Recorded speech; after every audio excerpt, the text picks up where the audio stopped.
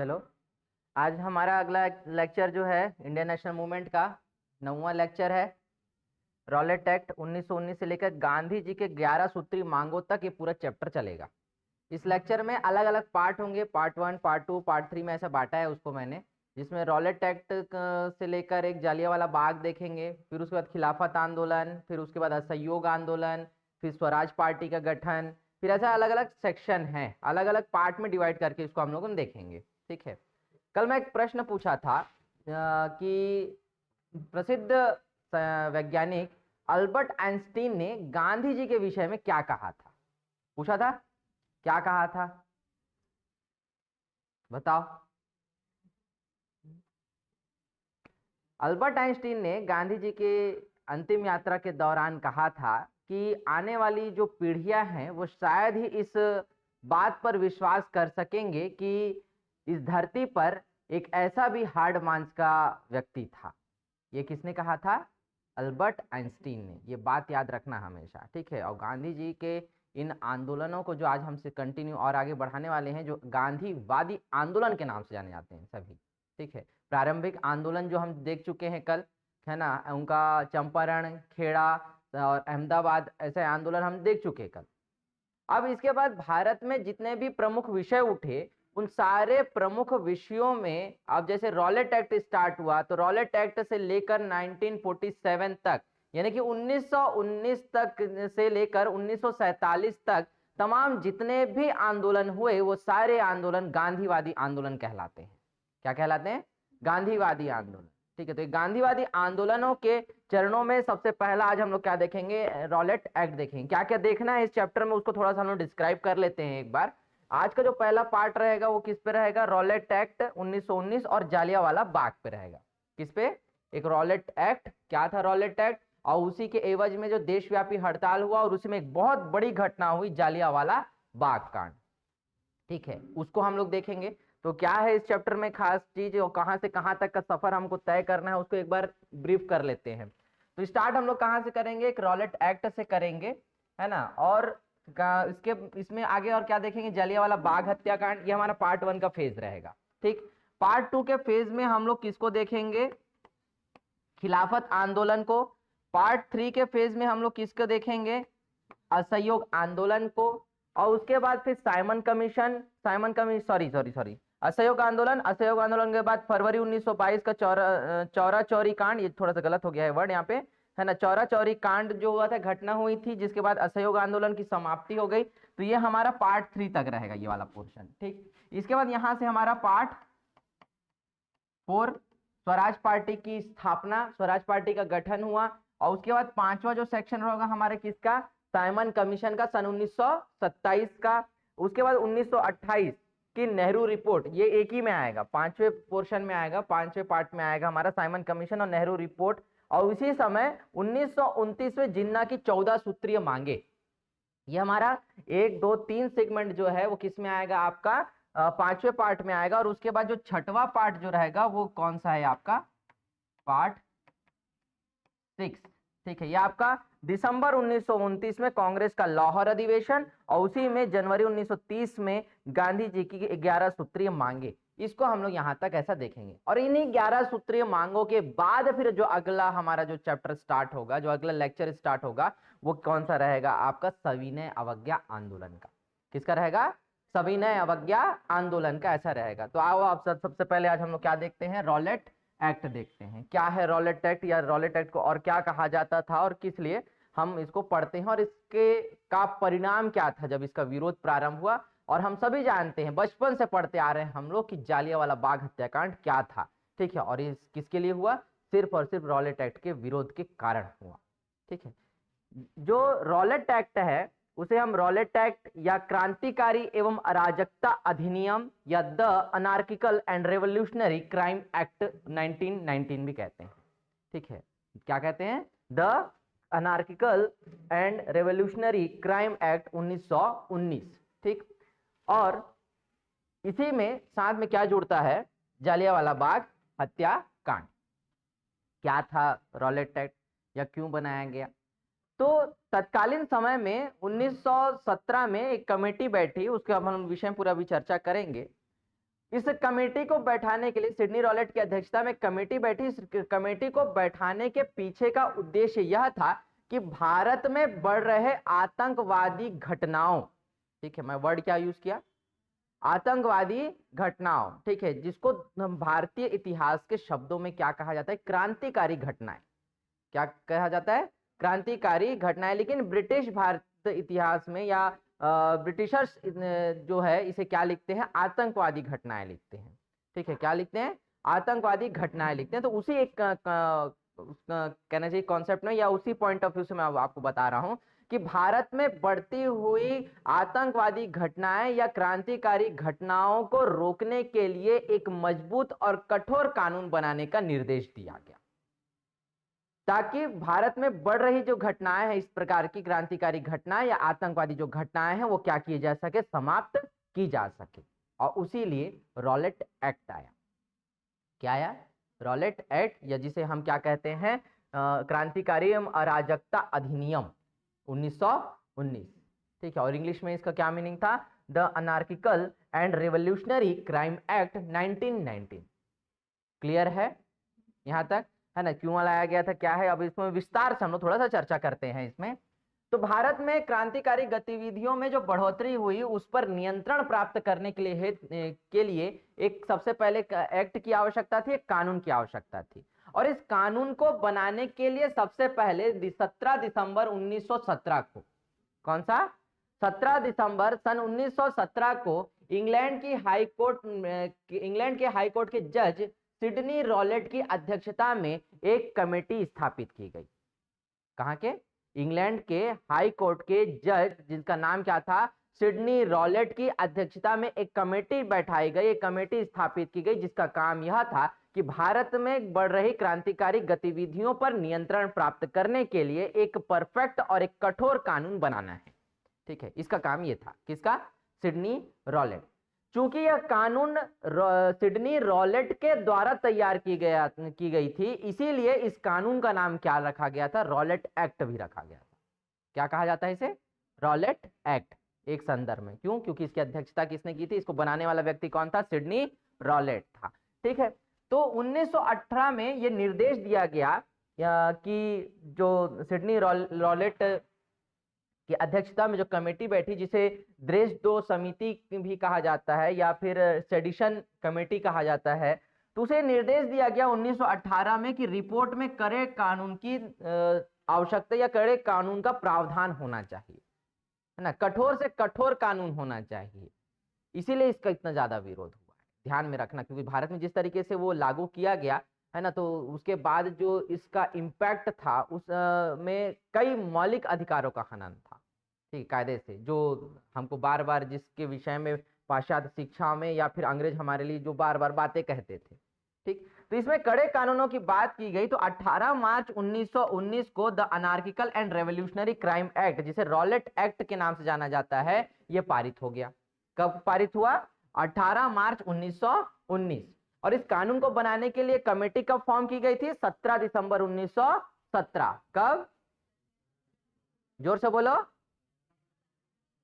17 दिसंबर 1917। किसकी अध्यक्षता में, सिडनी रॉलेट की अध्यक्षता में। कहां का जज था ये, इंग्लैंड के हाई कोर्ट का, ठीक, याद रहेगा, है ना। अब देखो इसमें प्रावधान क्या डाला गया रॉलेट एक्ट में, मजिस्ट्रेट द्वारा किसी भी भारतीय को बिना मुकदमा चलाए जेल में डाल सकते थे, ठीक है।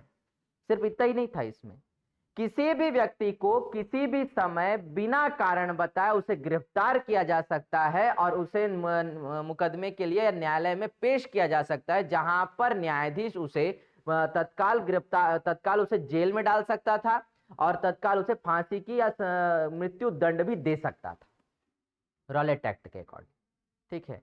लेकिन आपको जरूरी नहीं है कि आपको गिरफ्तार क्यों किया जाए, केवल संदेह होना चाहिए। क्या, संदेह, केवल संदेह के आधार पर आपको गिरफ्तार किया जा सकता है, उसके अलावा आपको कोई भी कारण नहीं बताया जाएगा कि आपकी गलती क्या है, ठीक है। और सीधे आपको मुकदमे के लिए पेश कर दिया जाएगा, जहां पर न्यायाधीश आपको मृत्यु दंड या तो आपको कारावास की सजा भी दे सकता है, ठीक है, इस एक्ट के द्वारा। इस एक्ट में मोतीलाल नेहरू ने स्पष्ट रूप से कहा था, मोतीलाल नेहरू जो है वह इस समय के सबसे बेस्ट क्रिमिनल लॉयर, सबसे बेस्ट, है ना, ध्यान में रखना। मोतीलाल नेहरू के कारण ना एक ना कानून में संशोधन किया गया, है ना, एक धारा में संशोधन किया गया, दफा 302 जिसको बोलते हैं ना, धारा 302 के तहत फांसी की सजा सुनाई जाती है ना, to be hang till death, ऐसा स्टेटमेंट आता है। क्या बोलते हैं? To be hang till death. पहले ये to be hang till death ऐसा वर्ड नहीं होता, टिल डेथ वर्ड ना बाद में जोड़ा गया। एक बार की बड़ी अच्छी इंटरेस्टिंग स्टोरी है मोतीलाल नेहरू के लिए। मोतीलाल नेहरू के एक मुवक्किल को क्या हो गई, सजा हो गई मृत्यु दंड की, है ना, उसे फांसी पर चढ़ाने की सजा दी जाती है, टू बी हैंग्ड ऐसा बोला जाता था, ठीक है, फांसी पर चढ़ाने की सजा सुनाई जाती है ना? ये हो गया, सजा हो गया, वो केस हार गए मोतीलाल नेहरू, लेकिन फिर भी कॉन्फिडेंट। अब जब उनके मुवक्किल को फांसी पर चढ़ाने की सजा सुनाई गई है, तो जब वो उसको फांसी दी जाती रहती है ना, तो उस दौरान ना उसका वकील, अपोजिशन का वकील, जज, डॉक्टर, ये सब रहते हैं, ठीक है, जिनको नियुक्त किया गया रहता है, जेलर वगैरह सब। तो उस समय जो जल्लाद है वो क्या करता है, उनके मुवक्किल को ऐसा काला कपड़ा ढकता है, फांसी पर चढ़ा देता है, ठीक है, और उसके बाद वो लीवर खींचने के लिए जाता रहता है। तो जैसे वो लीवर खींचने वाला रहता है, उसी समय मोतीलाल नेहरू उसको रोक देते हैं, ठीक है, और तुरंत उसके गले से फांसी निकाल देते हैं, ठीक। अब वहां जेलर और जज ये सब पूछते हैं कि आपने ऐसा क्यों किया, ठीक है, इसे फांसी की सजा सुनाई गई है। तो उस समय मोतीलाल नेहरू ये कहते हैं कि जज ने इसे फांसी पर चढ़ाने की सजा दी थी, फांसी पर ये चढ़ गया, ठीक है, क्या हुआ, फांसी पर यह चढ़ गया, लेकिन जज ने ये नहीं कहा था कि मरते दम तक फांसी पर चढ़ा जाए, ठीक है, वो बरी हो गया, ठीक है, उसको मोतीलाल नेहरू ने क्या कर लिया, बचा लिया, ठीक है। और उसके बाद अपने धारा के, अपने कानून के ना इस लूप को किसने समझा, ब्रिटिशर्स ने समझा, उसके बाद उसमें संशोधन किया, और उसका जब जज जो है अपना न्याय देता था, जब वो जजमेंट करता था जब फांसी के लिए, तो उसमें ये बोलता था कि to be hang till death, ये उसके बाद बोलना चालू किया गया, ठीक है, और तब अपनी पेन की नींव तोड़ता था, to be hang till death, ठीक है। अब ये उसके बाद मोतीलाल नेहरू के इस कृत्य के बाद जो है क्या लाया गया, इसमें संशोधन लाया गया, बहुत इंटरेस्टिंग स्टोरी है ये। अब उसको दोबारा फांसी तो दे नहीं सकते थे, या दोबारा मृत्युदंड तो दे नहीं सकते थे, क्योंकि भारतीय दंड संहिता की या आईपीसी के तहत ऐसा प्रावधान है कि किसी भी व्यक्ति को एक अपराध के लिए 2 बार सजा नहीं दिया जा सकता, या दोबारा उस अपराध के लिए उसकी सुनवाई नहीं होगी, ठीक है, ये कानून में है, ठीक है, कि किसी भी व्यक्ति को एक अपराध के लिए दोबारा सजा नहीं होगी, वो फ्री हो गया, ठीक है, क्योंकि जो अपराध उसने किया था, जो उसके लिए उसको सजा सुनाई दी गई थी, वो सजा हो गई, दे दी गई, ऐसा। अब उसके लिए कोई कोर्ट नहीं बैठेगा, बाइज द बरी, ठीक है, इस तरीके का था। तो इस समय मोतीलाल नेहरू ने एक स्टेटमेंट दिया इस कानून के लिए, उन्होंने कहा कि यह कानून जो है बिना अपील, बिना दलील और बिना वकील का कानून है, ठीक है, क्या कहा उन्होंने, कि बिना अपील, बिना दलील और बिना वकील का यह कानून है। इसमें क्या नहीं होगा, कोई अपील नहीं होगी, कोई दलीलें नहीं होंगी, और इसके लिए वकील भी नहीं है ना, जब अपील ही नहीं होगा, कोई दलील ही नहीं होगा, तो वकील कहां से होगा, ये इस तरीके का कानून है। भारतीय जनता और महात्मा गांधी ने इस कानून को, इस कठोर कानून को काला कानून की संज्ञा दी। किसकी संज्ञा दी, काला कानून की, किसे, रॉलेट एक्ट को। रॉलेट एक्ट का विरोध अब पूरे देश भर में व्याप्त हो चुका था, क्योंकि यह एक ऐसा एक्ट था जिसमें किसी भी व्यक्ति को कभी भी क्या किया जा सकता था, गिरफ्तार किया जा सकता था, ठीक है, ताकि, है ना, भारत में बढ़ती हुई क्रांतिकारी गतिविधियों पर नियंत्रण प्राप्त किया जा सके। ये किसकी सोच में था, अंग्रेजों की। तो ये कठोर कानून लाने के पीछे का कारण क्या था, कि जो बड़े क्रांतिकारी संगठन जो उठ खड़े हो रहे थे, जैसे नौजवान सभा है ना, आपका हिंदू रिपब्लिकन सोशलिस्टिक एसोसिएशन है, हिंदुस्तान रिपब्लिक सोशलिस्टिक एसोसिएशन, जो चंद्रशेखर आजाद ने फॉर्म किया था। तो ये सारी संस्थाओं के अधीन जो चल रही है और अंडरग्राउंड चल रही क्रांतिकारी जो गतिविधियां, उसको क्या किया जा सके, पूरी तरीके से समाप्त किया जा सके। ये एक दमन के लिए बनाई गई क्या थी, पॉलिसी थी, है ना। अंग्रेजों के द्वारा इन क्रांतिकारी गतिविधियों को और इन क्रांतिकारी नेताओं को पूरी तरीके से समाप्त करने के लिए बनाई गई क्या थी, पॉलिसी, जो हम 1919 के रॉलेट एक्ट के तहत देखते हैं। अब क्या हुआ, अब विरोध कहां से चालू हुआ। महात्मा गांधी ने कहा कि यह कानून अनुचित, स्वतंत्रता विरोधी और व्यक्ति के मूल अधिकारों की हत्या करने वाला कानून है। क्या कहा उन्होंने कि यह व्यक्ति की मूल अधिकार या उसके मौलिक अधिकारों को की हत्या करने वाला क्या है, कानून है। जाहिर सी बात है, अपने व्यक्ति की अपनी निजी स्वतंत्रता होती है ना, उसको सवाल पूछने का अधिकार होता है, अपनी अपनी अभिव्यक्ति की स्वतंत्रता होती है, लेकिन आप व्यक्ति के जीवन जीने की स्वतंत्रता को भी क्या कर रहे हो, समाप्त कर रहे हो, छीन रहे हो। ठीक है, तो इसका विरोध किसने प्रारंभ किया, महात्मा गांधी ने प्रारंभ किया। विरोध हेतु होम रूल लीग और कुछ इस्लामी मंच का भी इस समय क्या हुआ, प्रयोग हुआ। और सबसे पहले गांधी जी ने इस समय, क्योंकि अभी गांधी जी कांग्रेस के सदस्य भी नहीं बने हैं, ध्यान में रखना, सबसे पहले गांधी जी ने इस एक्ट के या इस कानून के विरोध में देशव्यापी हड़ताल की घोषणा कर दी 6 अप्रैल 1919।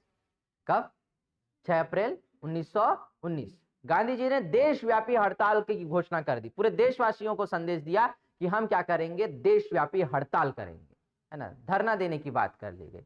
ठीक है, अब धरना देने की जहां बात हुई, सत्याग्रह की बात हुई, तो सत्याग्रह सभा के अधीन, है ना, गांधी जी ने सत्याग्रह सभा फॉर्म की थी, सत्याग्रह सभा के अधीन उन्होंने देशव्यापी हड़ताल की अपील की। और कब किया, 6 अप्रैल 1919, है ना। अब गांधी जी धरना देने वाले थे, तो धरना देने के बदले वो धरे गए। ठीक है, स्वामी श्रद्धानंद ने इस समय 1919 में दिल्ली में रॉलेट एक्ट का विरोध प्रारंभ किया था। ये वही व्यक्ति हैं जिन्होंने बाद में 1919 में खिलाफत आंदोलन के लिए क्या किया था, हिंदू मुस्लिम एकता का ऐतिहासिक भाषण दिया था जामा मस्जिद के बाहर, ठीक है, दिल्ली में। ठीक है, जिन्ना, मदन मोहन मालवीय, मजहर उल हक, ये केंद्रीय व्यवस्थापिका में इस समय क्या थे, सदस्य थे। इन्होंने केंद्रीय व्यवस्थापिका से क्या दे दिया, अपना इस्तीफा दे दिया इस कानून के विरोध। ठीक है, इधर 6 अप्रैल को 1919 में गांधी जी ने क्या किया था, घोषणा की थी। और इसी समय महात्मा गांधी और स्वामी श्रद्धानंद विरोध करने के लिए कहां जा रहे थे, पंजाब जा रहे थे। कहां जा रहे थे, पंजाब जा रहे थे, लेकिन हरियाणा के पल्लवल, दिल्ली के पास पास में ही है, हरियाणा के पल्लवल के में उन्हें क्या कर लिया गया, गिरफ्तार किया गया। कहां गिरफ्तार किया गया, हरियाणा के पल्लवल में। ठीक है, वहां गिरफ्तार किया गया। और गांधी जी को गिरफ्तार करने के बाद उन्हें एक तो दिल्ली प्रवेश पर भी रोक लगाई गई, पंजाब जाने नहीं दिया गया, और उनको गिरफ्तार करके ले जाकर कहां छोड़ा गया, बंबई में छोड़ा गया। कहां छोड़े, बंबई में। जाना था जापान, पहुंच गए चीन। समझ गए ना, समझ गए ना। ठीक है, तो ये हुआ। तो गांधी जी जाना कहीं और चाह रहे थे, लेकिन अंग्रेजों ने उन्हें गिरफ्तार किया, और गिरफ्तार करके कहां छोड़ा, बंबई में छोड़ा। ठीक है, बुरा नहीं लगेगा यार किसी को, सही है नहीं, कहीं और जा रहा था, तुम बेटिकट कहीं और ले जाओगे तो। ठीक, अब 6 अप्रैल 1919 को जो देशव्यापी हड़ताल की जो घोषणा हुई, इसी बीच में 9 अप्रैल 1919 पंजाब के क्षेत्र में अमृतसर में क्या हुआ।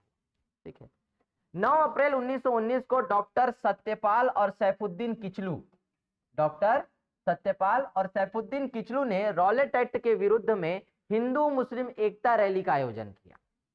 एक रैली का आयोजन हुआ था कहां पर, अमृतसर में।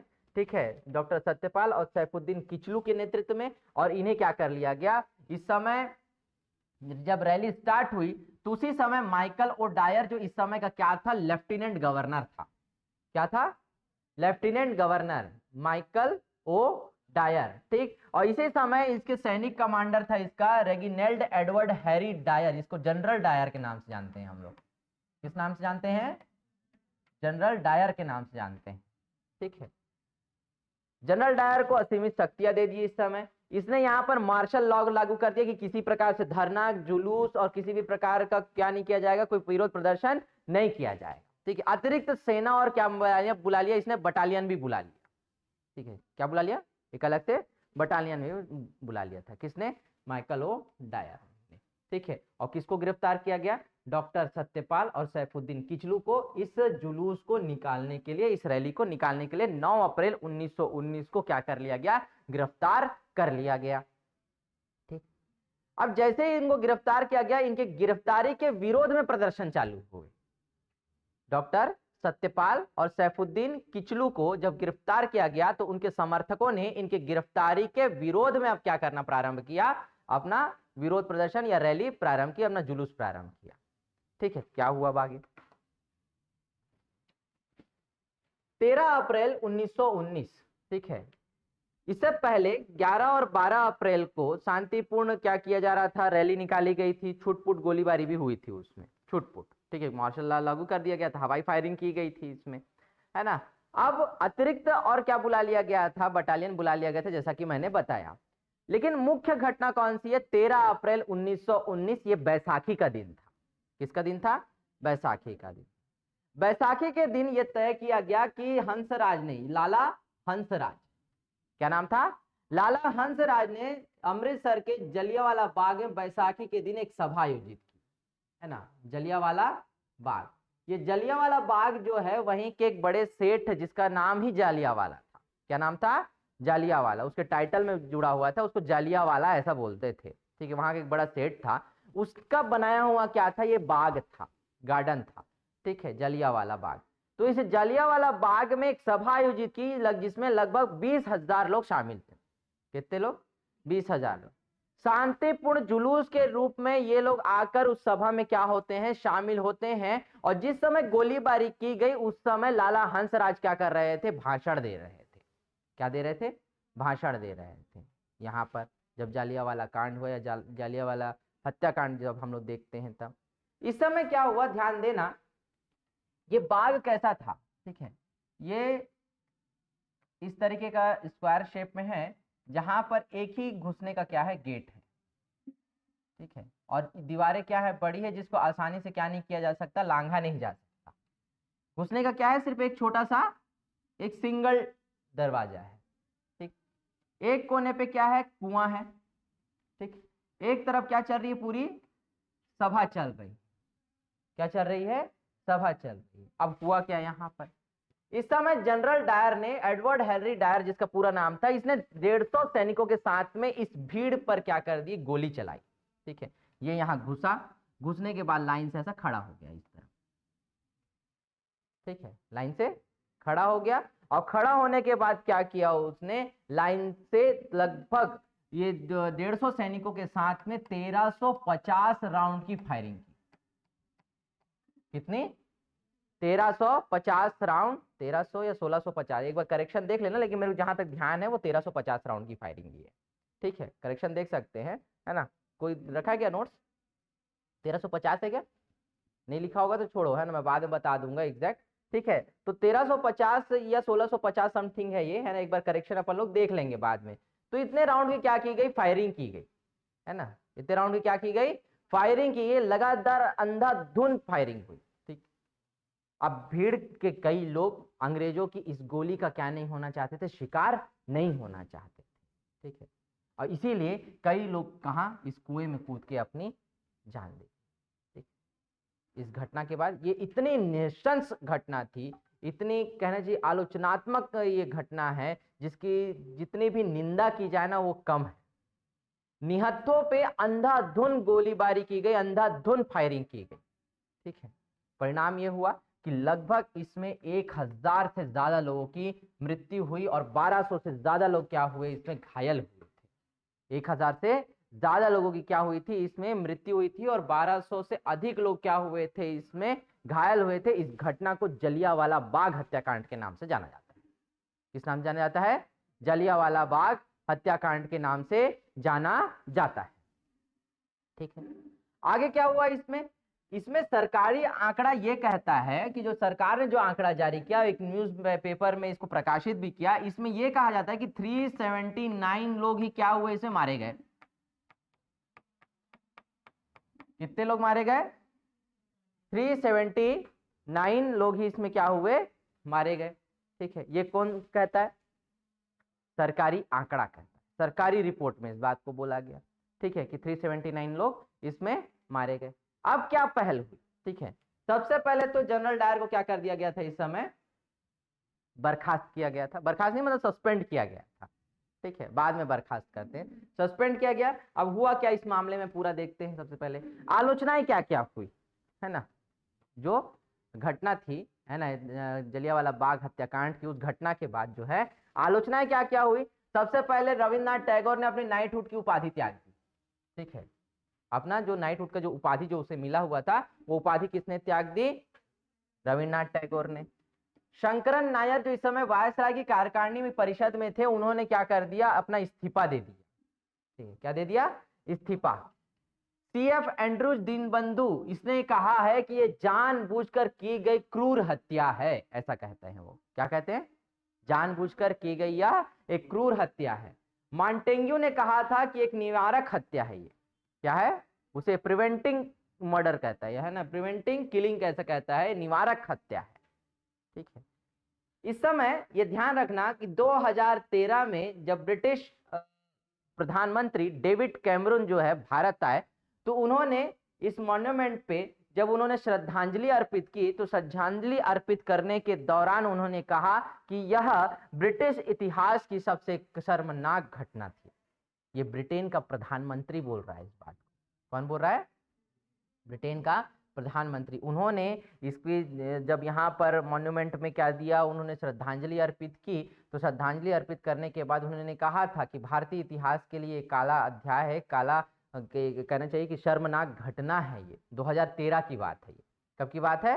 2013 की बात है। इसके बाद कुछ जांच समितियां और कुछ आयोग जो बैठे, उसमें सबसे पहला नाम आता है किसका? हंटर आयोग का। किसका? हंटर आयोग। ब्रिटिश सरकार ने तत्कालीन तीव्र आलोचना और वैश्विक पटल पर अपनी हो रही जो कहना चाहिए कि उसकी जो इंसल्ट है, उसकी जो बेइज्जती है उस सरकार की, उसको देखते हुए सबसे पहले उसने क्या कर लिया? हंटर जांच आयोग का गठन कर दिया। ठीक है, किसका गठन कर दिया? हंटर। इसमें टोटल 8 सदस्य थे। ठीक है, कितने सदस्य थे? 8 सदस्य थे। इन 8 सदस्यों में से 5 अंग्रेज और 3 भारतीय थे। कौन थे? 5 अंग्रेज और 3 भारतीय थे। उन 3 भारतीयों में कौन कौन था? एक चीमनलाल सीतड़वाड़, साहबजादा सुल्तान अहमद और जगत नारायण। चीमनलाल सीतलवाड़, साहबजादा सुल्तान अहमद और जगत नारायण, ऐसे 3 भारतीय इसमें क्या हुए? शामिल हुए इन 8 सदस्यों की समिति में। अब जब हंटर आयोग ने अपना जांच प्रारंभ किया तो यह रिपोर्ट 1920 में आई बेसिकली। लेकिन इस रिपोर्ट को आने के पहले ही ब्रिटेन की संसद ने एक बिल पास किया। ये जो कमीशन बैठी, इस कमीशन की रिपोर्ट को आने से पहले और जनरल डायर को बचाने के लिए, किसको? जनरल डायर को बचाने के लिए इस समय यह तय किया गया कि एक बिल लाया जाएगा। इस बिल का नाम था इंडेमिनिटी बिल। इंडेमिनिटी बिल मतलब अगर भारत में कोई भी विद्रोह हुआ है, उस विद्रोह में किसी भी प्रकार की हिंसा की कोई घटना हुई है, तो उसमें सरकारी अधिकारी को किसी भी प्रकार का दोषारोपण नहीं किया जाएगा। सरकारी अधिकारी को किसी भी प्रकार का दोषारोपण नहीं किया जाएगा। संसद में तत्काल ये बिल क्या किया गया था? पास किया गया था। किसको बचाने के उद्देश्य से? डायर को बचाने के उद्देश्य से। किसको बचाने के? डायर को। ठीक है, इसके बाद रिपोर्ट जब 1920 में प्रकाशित हुई तो उसमें यह कहा गया कि जिस प्रकार की घटना हुई, यह घटना वाकई में शर्मनाक है, परंतु तत्कालीन समय में चूंकि मार्शल लॉ लागू किया था डायर ने, माइकल ओडायर ने मार्शल लॉ लागू किया था, और जनरल डायर ने इस समय अपने कर्तव्यों का निर्वहन किया, ऐसा कहता है। क्या कहता है? कि जनरल डायर ने अपने कर्तव्यों का निर्वहन किया, परंतु अपने कर्तव्यों को अधिक महत्व देते हुए उसने आवश्यकता से अधिक बल का प्रयोग किया, ऐसा कहता है। क्या बोलता है? आवश्यकता से अधिक बल का प्रयोग किया। ठीक है, बस इसमें किसी भी प्रकार का दोषी किसे नहीं ठहराया गया? जनरल डायर को नहीं ठहराया गया। ठीक है, उसे दोष मुक्त मान लिया। किसने? हंटर आयोग ने। जो हंटर आयोग की जो रिपोर्ट आई, तो उस रिपोर्ट के पर गांधी जी का स्टेटमेंट आया कि पन्ना दर पन्ना निर्लज सरकारी लीपापोती। ये स्टेटमेंट है किसका? महात्मा गांधी का। चाहो तो लिख सकते हो, पन्ना दर पन्ना निर्लज सरकारी लीपापोती। ठीक है, ये किसका स्टेटमेंट था? महात्मा गांधी का। ठीक है, लीपापोती कर दिया उन्होंने, है ना। क्या लीपापोती कर दिया कि डायर इस समय क्या नहीं है, दोषी नहीं है, मात्र नौकरी से उसे क्या कर दिया गया, फिर हटा दिया। क्या किया गया? नौकरी से हटा दिया। ये सरकार के द्वारा या ब्रिटिश सरकार के द्वारा क्या किया गया था, एक कमीशन बैठाया गया या आयोग बैठाया गया। उस आयोग ने जनरल डायर को दोषी नहीं माना, नौकरी से क्या कर दिया गया, केवल बर्खास्त कर दिया गया। लेकिन बर्खास्त करने के बाद भी ब्रिटेन में उसका सम्मान हुआ है। क्या हुआ है? सम्मान। लेकिन उससे पहले ये देख लो कि कांग्रेस ने एक्शन क्या लिया। तो कांग्रेस ने इस समय अपने मदन मोहन मालवीय की अध्यक्षता में एक मदन मोहन मालवीय समिति का गठन किया, जिसका नाम था तहकीकात समिति। क्या नाम था? तहकीकात समिति। इस समिति में कौन कौन थे? महात्मा गांधी, जिन्होंने रिपोर्ट लिखा, और ये लोग गए थे वहां जलियांवाला बाग में, पूरे इंस्पेक्शन करने गए ये लोग। ठीक है, महात्मा गांधी ने रिपोर्ट में अपने बताया कि लगभग 1200 से अधिक लोग हताहत हुए हैं। 1200 से अधिक लोग, है ना। 1000 लोग से तो ज्यादा तो मारे गए, है ना। कुछ लोग जो गोलियों से मरे वो अलग, उसके अलावा कुएं में कूद के कई लोगों ने जान दी। क्यों? क्योंकि वो जो बाड़ा था उस बाग का, वो इतना ऊंचा था कि उसको छलांग लगाना क्या नहीं था, संभव नहीं था। छलांग लगाना क्या नहीं था, संभव नहीं था, इसलिए लोग भाग भी नहीं पाए, है ना। एक बड़ी भीड़ पर क्या हुआ, है ना, नृशंस गोलीबारी की गई। ठीक, दूसरे कौन थे? सीआर दास, चितरंजन दास, मोतीलाल नेहरू, पुपुल जयकर, अब्बास तैयब जी। इतने लोगों की ये क्या थी, कमेटी थी, जिसने कहना चाहिए कि डायर की इस कृत्य को नृशंस हत्या करार दिया इन्होंने। ठीक है, तो पूरी तरीके से ब्रिटिश सरकार की इस नीतियों का उन्होंने, या हंटर कमीशन की जो रिपोर्ट आई, उस रिपोर्ट पर इन्होंने क्या दिया, उसकी आलोचना की, उसे प्रतिक्रिया दी। और तभी कहा था महात्मा गांधी ने कि पन्ना दर पन्ना निर्लज सरकारी लीपा पोती। पन्ना दर पन्ना निर्लज सरकारी लीपा पोती। ये स्टेटमेंट किसके लिए है? हंटर आयोग की रिपोर्ट के लिए। किसके लिए है? हंटर आयोग की रिपोर्ट के लिए है। ध्यान में रहेगा, पक्का? ठीक, अब इधर ब्रिटेन में क्या हुआ? ब्रिटेन में डायर का सम्मान किया गया, जैसे बहुत बड़ा वो उपलब्धि हासिल करके आया टाइप का। ब्रिटेन के संसद में या ब्रिटेन के सदन में, हाउस ऑफ लॉर्ड में, इसे सम्मानित करने के लिए 2600 पाउंड की राशि एकत्रित की गई थी। कितनी? 2600 पाउंड। किसे भेंट किया गया? General Dyer. ठीक है, डायर को यहां पर सम्मानित करते हुए 2600 पाउंड की राशि क्या की गई, एकत्रित की गई, और उसे ब्रिटिश साम्राज्य का क्या कहा गया, रक्षक, ब्रिटिश साम्राज्य का शेर और मान की तलवार यानी कि सॉर्ड ऑफ ऑनर से सम्मानित किया गया। किसे सम्मानित किया गया? सॉर्ड ऑफ ऑनर से सम्मानित किया गया। सिर्फ इतना ही नहीं, लगभग 20,000 पाउंड की राशि, 20,000 पाउंड की राशि ब्रिटेन की एक पत्रिका थी, इसका नाम था मॉर्निंग पोस्ट। उसका एक अखबार था वहां का, उसका नाम क्या था? Morning post. तो मॉर्निंग पोस्ट ने उसके लिए 20,000 पाउंड की राशि क्या की, इकट्ठा की, उसे भेंट देने के लिए, गिफ्ट करने के लिए डायर को। ठीक है, किसने? मॉर्निंग पोस्ट नाम के अखबार ने। ठीक है, ऐसा इसका सम्मान किया गया, जबकि भारत के लिए ये सबसे एक कहना चाहिए कि काला दिन था, जिस दिन 13 अप्रैल 1919 को इस प्रकार की घटना घटी थी, जालियांवाला बाग हत्याकांड, इसीलिए उसको हम कहते हैं। ठीक है, और आज भी उसकी स्मृति में हम उन शहीदों को क्या करते हैं, श्रद्धांजलि अर्पित करते हैं। ठीक, इस समय जालियांवाला बाग में एक बच्चा जीवित बचा है, उसका नाम था उधम सिंह। क्या नाम था? उधम सिंह। सन 1940 में उधम सिंह ने अपना नाम बदला और नाम रखा था उस समय अपना मौलाना समथिंग कुछ था।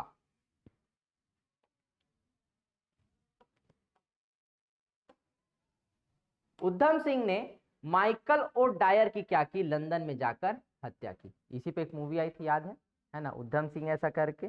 तो मौलाना नहीं, मोहम्मद आजाद सिंह, है ना। उधम सिंह ने अपना क्या नाम रखा? मोहम्मद आजाद सिंह। और इस नाम से उसने क्या किया है, फिर जाकर माइकल ओ डायर की हत्या की।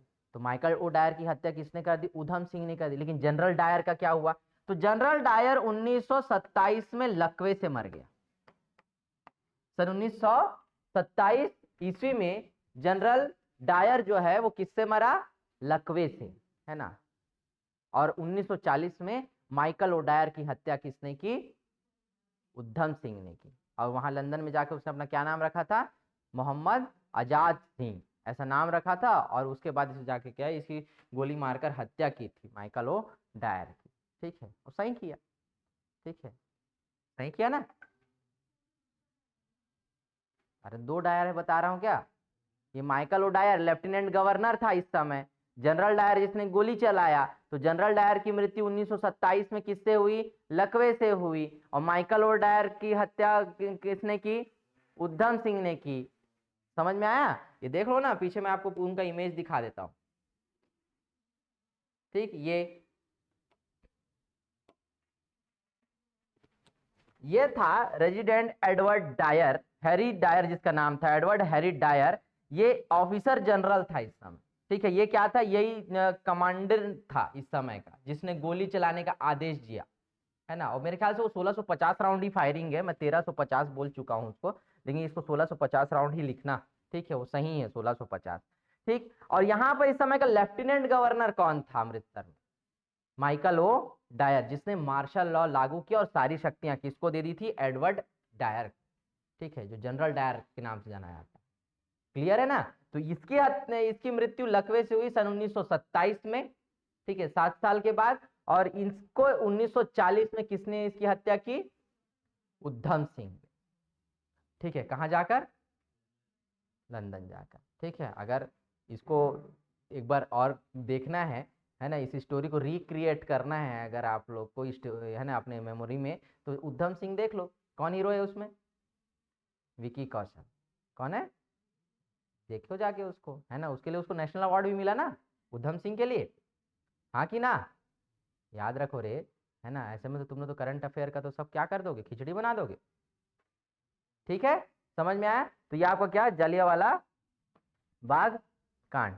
ठीक है, यहां पर क्या होता है, खत्म होता है। कुछ डाउट यहां पर? कुछ डाउट है क्या? नहीं। तो हमारी अब नेक्स्ट जो क्लास होगी इसके बाद की, वो किस पे रहेगी? खिलाफत मूवमेंट पे रहेगी। तो हमारा पार्ट 1 खत्म हुआ। रॉलेट एक्ट देखे, तो रॉलेट एक्ट में क्या क्या देखा हम लोगों ने, कि रॉलेट एक्ट को किस लिए बनाया गया? कि भारत में क्रांतिकारी गतिविधियों को रोकने के लिए या आतंकवादी गतिविधियों को रोकने के लिए एक कठोर कानून का निर्माण किया गया, जिसका विरोध पूरे भारतवर्ष में हुआ। 6 अप्रैल 1919 को महात्मा गांधी ने देशव्यापी हड़ताल का आयोजन किया, या देशव्यापी हड़ताल की मांग की उन्होंने। और उसके बाद हम ये देखते हैं कि जालियांवाला बाग जैसा हत्याकांड 13 अप्रैल 1919 को हुआ। ठीक है, जिसमें कौन कौन मुख्य किरदार थे? जनरल डायर और माइकल ओ है, जो इस समय का क्या था? लेफ्टिनेंट गवर्नर था। और यही हमारे क्या है? मुख्य आरोपी। क्या है? मुख्य आरोपी। ध्यान में रहेगा। ठीक है, खत्म हुआ। कौन सा कमीशन इस समय फॉर्म हुआ था? हंटर। ये ब्रिटिश सरकार ने स्थापित किया। कांग्रेस ने कौन सा बनाया? तहकीकात कमेटी। किसकी अध्यक्षता में? मदन मोहन मालवीय की अध्यक्षता में। किसकी अध्यक्षता में? मदन मोहन मालवीय की अध्यक्षता में। हंटर कमीशन में कितने सदस्य थे? 8 थे। कितने भारतीय थे और कितने अंग्रेज थे? 5। क्लियर है? चलो, यहाँ पे खत्म करिए क्लास।